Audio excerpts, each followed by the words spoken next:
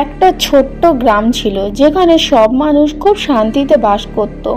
কিন্তু একদিন গ্রামের কাছে থাকা বনে একজন মহিলার মৃত্যু হয়। সেই মহিলা ছিল নববিবাহিতা এবং তার বয়স খুব কম ছিল। তিনি কোনো কারণে আত্মহত্যা করেছিলেন। তার আত্মা শান্তি পায়নি এবং সে শাঁকচুন্নি হয়ে গ্রামের লোকেদের ভয় দেখাতে শুরু করে।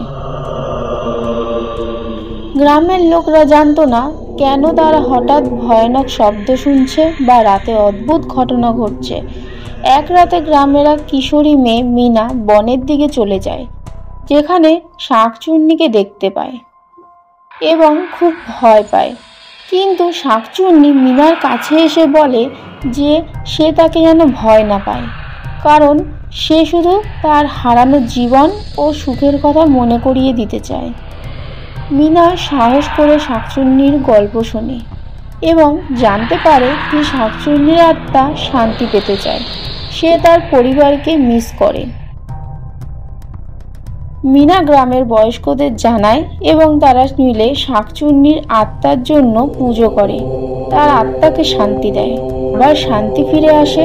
শাঁকচুন্নির আত্মা আর কাউকে ভয় দেখায় না। মিনা গ্রামের বীর হয়ে ওঠে, কারণ সে ভয়ের মুখোমুখি হয়ে গ্রামবাসীদের সাহায্য করেছিলেন।